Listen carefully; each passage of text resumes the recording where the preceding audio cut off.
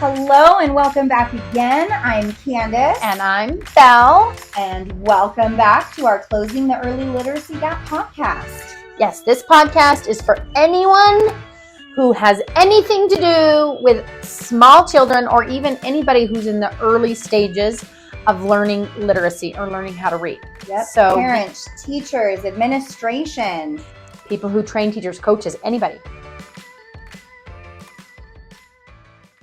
So we're so glad you're here and you've joined us for our 6th episode. Right. This is so crazy. So thank you guys so much for being with us and continuing to listen or to watch, whichever one you're doing.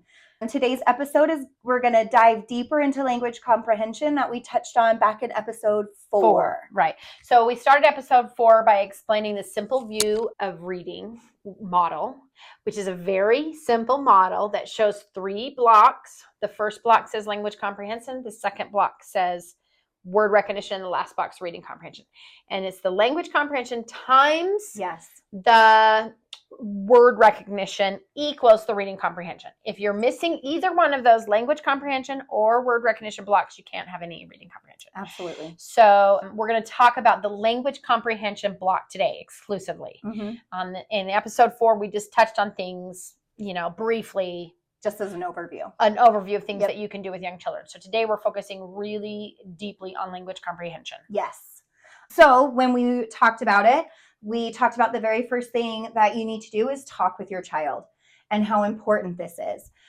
Even before entering school, before learning how to read, your child is at home with you or maybe with another provider, but they're with an adult and they need to be spoken to all the time. And how they learn language. How you speak to your child can differentiate everything.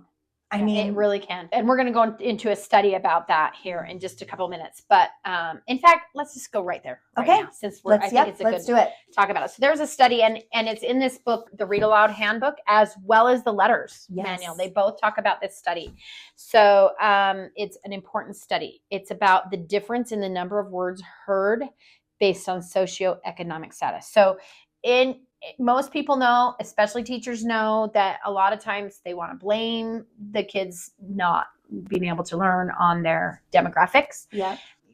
Basically, socioeconomic status is the most important demographic that shows. So why is this? Why is it that people who are wealthier, their kids tend to do better in school? It can't possibly be just genetics. And so this study is huge. If you understand what this study is going to tell, then it doesn't matter what your socioeconomic status is. You can help your child. On page 15 in this book, he goes through this study done by, hold on, let me find it.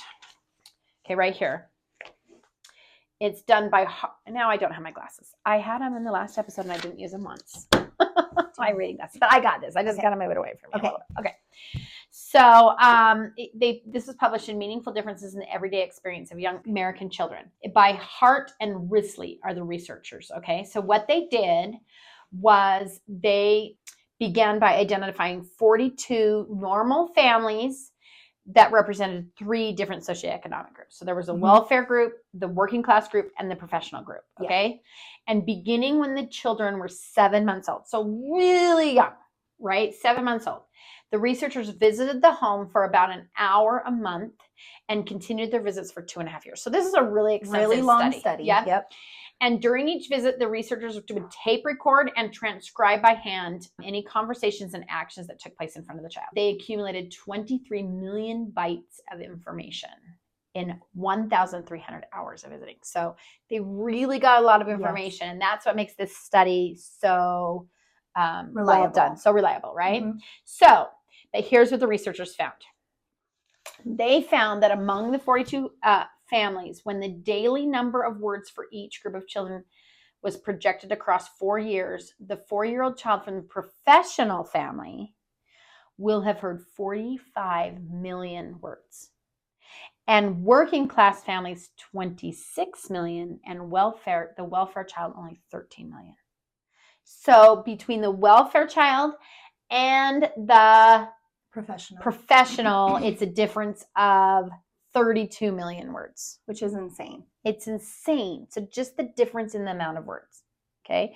Now, why do you think, Candace, that people in the socioeconomic professional group speak more words to their children? I think it actually probably has to do with a lot of different things. I think with the professional ones, they know what they need to be doing because it was done with them, most likely. That's what I think. And so it just kind of keeps repeating the steps.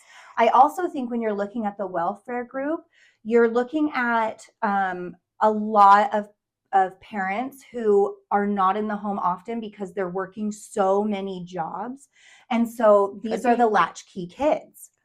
Right? And so these kids are not getting spoken to as often because these parents are working really hard. I think also those kids that fall in there are the ones who, are going to be bilingual in the future. And so they're not getting spoken to in as many English words, for instance, or, just things like that. I think there's just a lot of different things. But just to clarify, like knowing another language is actually extremely beneficial to kids in their language. And so this works no matter what language you're speaking. Absolutely. But the truth is sometimes having a different language makes you maybe not want to speak as much. I think that there's parents who think they shouldn't speak to their child in their native language because they want them to learn the other language, but they don't know the other language as well. But speaking in any and both as much as you can is super, super, super important. Yes. And I think that people who, do you know what the Matthew effect is? No. So I don't remember why it's called the Matthew effect. Okay. But the Matthew effect basically says, and it's most of the time referred to with reading, like a kid who reads a lot of books will get better at reading because they're reading a lot of books. And so therefore they'll read more books. And so therefore they're like smart. And then the kids who don't know how to read very well, don't read very many books. And so then they don't continue at the same rate of learning as kids who read a lot of books. That's true. And I think the same thing can be said for just language, right? Yeah. The parents the kids who did well in school because they learned a lot of words from their parents grow up to be more educated. And we know that people who are more educated make more money. Yeah. Right. And so naturally they make more money. And so then they do the same thing with their kids. And it's not just that they know what to do with their kids. I think and that they're repeating what their parents did, but they also know more words because they're higher educated. Yes. And then it just keeps going like that. So they can expose their children to higher words and more words because they have, a larger vocabulary. Exactly. Here's the thing. You don't have to have a large vocabulary because you can use reading. And let me read this quote again. We read this quote in episode 4, but I think it is so important that it bears repeating in this episode. And it actually comes from Jim Trelease's book that we just read that study. He said this in this book right after he talked about this study. Yes. And what he said is it's not the toys in the house that make the difference in children's lives. It's the words in their heads. The least expensive thing we can give a child outside of a hug turns out to be the most valuable words. So it's not that words are expensive. It's not that professional people can provide more expensive stuff to their kids and that's why they're smart. It's because they know more words and they know to give them more words, and that's free. Yeah. Right? Yes. The only thing that's not free about it is if you don't have the words yourselves. Right. But you can acquire them along with your child as you talk with your child. Okay. Yes. So let's talk about some of the things you can do. Yes. The different examples of how you can talk to your kids. Okay. So in Letrs Volume 2, I believe, it does this amazing little examples of 3 mothers and how they're talking with their child while they're at this grocery store, which is an event that happens all the time. I mean, that's an everyday, not every day, but I mean, it's a normal activity. But if you're lucky, you don't have to take your kids to the grocery store. Absolutely. Right. But still. But if you're there, here's 3 different examples. So mother 1, okay, this is a low verbal, low vocab environment for this child. So the child is in the grocery cart and the mom says, sit still, right? Child's reaching towards an avocado and the mother says, keep your hands to yourself. Don't touch that. Right. Mother number 2, this kind of conversation. Same type of situation. Okay. Child is in the cart. Okay. Mother instead is saying, what should we have for dinner? Do you see anything good out there, honey? We haven't had carrots for a while. Child reaching for the avocado again. Mother says, put that back right now. Okay. So she's using more words, right, are being exposed to this child. right? Mother 3, child in the grocery cart, same exact scenario. Oh, what do we see here? Oh, this says it's an organic avocado. Do you know what the word organic means?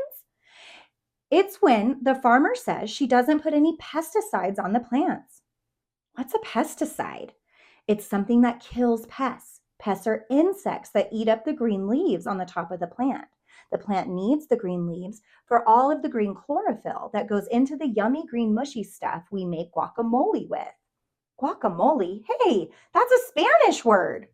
And so That's intense. That's an intense thing. And that leads me into my sister. Yes. Your sister's amazing. So I got the chance to hear her talk to her daughter. Yes, my sister is phenomenal. She's actually my younger sister, and I still learn things from her every day, but she's a phenomenal mother. And she has this beautiful daughter named B, who I just love with all of my heart. And my sister has this Mother 3 high vocabulary with my niece, with B. She said that it started when B entered her 2-year-old phase and was going, why? My sister decided, instead of just kind of egging it off, or you know why, or because of this, my sister was like, okay, I'm going to give her the most complex, complicated, most informative answer that I can give her. And then we can dive into all of the whys all at once. So then she's not asking the same question again, right? So my sister started this when she was 2. And listening to B conversate and articulate herself, her knowledge is so insane to me. And it's so amazing how my sister conversates with her just on a daily basis. Is conversate a word? Is conversate? I'm sitting here like, is that I'm a pretty word? sure it's a It word. might I be. don't know. I think so. Conservate. I'll look it up right now and see if it might be conversate. I'll look. Conversate. I'll It look. probably is. I got stuck on that word. No, The first you're time you good. said it, and I was like, I don't know that word. Wait, is that a word? Is that how it said? It So, is. Anyways, It look is. at you. See? Yeah. You know more than I do. Sometimes it's This nice is to how be we able learn. to sit and See, conversate. we just did an Mhm. example, right? Mhm. Because a child could ask a question. What does that word mean, right? Yeah. Like I just kind of ask, is that, and then you checked on it. And even if you don't know the meaning of words, if a child hears a word and says, I heard this word, what does it mean? You can look it up. Yeah, You know? absolutely. And I think that's the best thing too, is to let children know that you're also vulnerable and still learning. Like, I don't know what that is. Let me look it up. Let's learn together. Yeah. Right. But I think we're going to actually play a clip of my sister conversating with B. And I just want to remind you again, B is 3 years old, and it's amazing. You can say hi, Auntie Candace. Hi, Auntie Candace. Okay, you ready? Yeah. Okay. Point to different things in your book and we can talk about them. Okay. I saw that the desert page. The desert page. How do you know it's a desert page? I know wizards. Well, there are lizards, you're right. And lizards like to live in Desert hot places. warm places. Do you remember why? Yeah. Because how do they get their energy? I know. From the sun, which means they are what? What's that fancy word? I know. Ectothermic, you're right, which means that they get their energy from the sun. What is that? I know. You do know, you just told me. What is that? Gila monster. A Gila monster. And this is a cylinder wizard. Okay. Chameleon and a cactus. Why do you think that chameleon is on a cactus? I don't know. Can you think about it? Blending in. He's blending in. What's another word for blending in? Do you remember? It starts with a Camouflaging. Yeah, he's camouflaging, right? Because what color is the cactus? No, look, what color is the cactus? Green. Green. And what color is the chameleon? Green. So are they the same color or are they different? Same color. They're the same color. What about the horned lizard? Is it kind of blending in with the sand? Yeah. So would we say that the horned lizard also uses camouflage? Yeah. Yeah, I would say yeah. I heard them talking and I didn't even know all the words they were talking about. Yeah. I want to read this quote. It's from this book by Birsch. Mm-hmm. It's on page 564 of the book. But anyway, it says, although the number of words children hear is important, the differences in quality and the nature of the conversation most affect language development. So it's not always about how many words, but the nature of the conversation. So this conversation between Bee and her mother is a really great example of how kids can learn with that. So, and then also there's this quote in the same book. High quality language means teachers, and this, teachers, right? So it could be teachers or parents. High quality language means teachers ask questions that seek to extend the children's knowledge, speak frequently with children, use a positive tone of voice rather than giving commands. And you saw in those examples, mother one and mother two, put that back, right? They didn't, what do you have there? Like you could, you could still ask them to put it back. Right. We're going to put this back though. We're not going to have it, but you could still ask questions about it, right?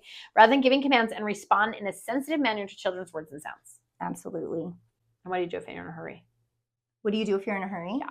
You can let them hold it. I would get if it was me personally, I'm and it just was my picturing. kid, I would just be like, okay, great, we're gonna grab it, and then as we're still going, You can still talk about it. Still right? talk about it as you're still going, and Right, just because I grabbing think your that thing. sometimes us as adults, we get caught in our own world and we get in our own hurry, and we just Mhm. kind of want to push the kids aside. But Yeah. knowing you can talk to them while you're doing this stuff, Yep. right? So in the same book, the Birsch book, there's a section where they mention a book called Talking on the Go by Dougherty and Paul, 2007. Yes. Where they give you ideas of things that you can do. So it might be a little overwhelming to think what you can do, but like you can describe what you're doing or what the child's doing using words to describe. You can identify attributes of things like, is it hard? Is it soft? Is it rough? Is it smooth? Naming items, even just naming items. Like instead of put that back, oh, what is that you have? That's called an avocado. Let's put the avocado back. Let's put the avocado back. Like even just starting simple. You don't have to be as complex as Bee and her mother, but the more words they hear, the better, right? Also, a great game to play for this is I Spy. Yes. And instead of just saying, I spy something yellow, you can give more attributes for that object. Right. I spy something yellow. I spy something that is yellow and oblong. I spy something that is yellow, oblong, and we sometimes eat it for breakfast, and, just using descriptive words to help kids. That's so awesome. This kind of leads us into reading. Right? We're running a little bit short on time, but we just want to make sure that we mention reading also, because talking with your child is a really, really, really important way to get language comprehension. But when we have our regular conversations, we don't use as many words typically. And unless you're like really thinking about it all the time, and it would be awesome if you are, but most of us in realistic are not going to be talking like this all the time. We're rushing from one thing to another, just like I was saying, and we're not going to be talking about it. And that's where getting a lot of words from books is going to be really important. Yes. So another thing that Jim Trelease does, and also Letrs, they both have a lot of the same stuff, is they have graphs about how many rare words are used in different types of conversations. So rare words are important because that helps build the vocabulary. So for example, you can say in a regular conversation, you might say, I told them. You might use the same words over and over again. But when somebody writes a book, they don't use the same words over and over again. It doesn't sound good in the book. So they might say, instead of the mouse walked across the floor, they might say the mouse scurried across the floor. Yep. They'll use different rare words. So this is really interesting because in this chart, and I don't know, this doesn't specify whether it's a professional adult or a working class adult or anything like that, but it says an adult to child, 6 months old. The number of rare words per 1,000 is only 9.3, right? So of course, when you're talking with a baby, you're going to tend to use easier words that they would know. Of course. Right? An adult talking to a 3-year-old child is 9, which is actually less than to a 6-month-old. But that's probably because when you have a 6-month-old, you're not thinking about, like, you're maybe talking to somebody else or whatever. Okay. An adult to a child 10 years old is 11.7. An adult to adult, so even maybe in this conversation Candace and I have been having, the number of rare words is 17. The average number of rare words is 17.3 per 1,000 words. Yeah. Primetime television is 22. So television's more, and that makes sense because the script writers are going to write in some more words, right? Of course. But a children's book has 30.9 rare words per 1,000. That's like a lot more than primetime TV. And that's almost double an adult to an adult talking. Right. So do you see how many more words they're going to get in just a children's book? And then, of course, it goes up from there. Adult books have 52. Even comic books have 53 words per 1,000 rare words. And, of course, scientific papers have the highest. Right. Who wants to read a scientific? Because of all those rare words. I We do. don't know. I know Sometimes. you do. But only about certain topics. Like, don't make me read a scientific journal about something I don't know anything about. But if I have background knowledge like the science of reading, I would love to read it to find out more. Right. So anyway, that's just really a good reason to read to your child again. And we talked about this in episode 4. Mm-hmm. Also, the pictures are really give you a really great stepping off point for talking and conversations. Yes. So Much the better kids than can movies. dissect those pictures, right? Yeah. And get more background knowledge for what the words are talking about. Exactly. Right. So thank you for joining us today in this conversation about language acquisition, about that important block of the simple view of reading of language comprehension. And we hope you will join us next time. Yes, where we dive deeper into phonemic awareness and talk about. So we're going to go to the things. word recognition block on that and talk about phonemic awareness. First one of the big 5. So join us for that. Yep. Thank you so much again for joining us. We can't wait for you to join us next time. We hope you have a great rest of your day. See ya. Bye.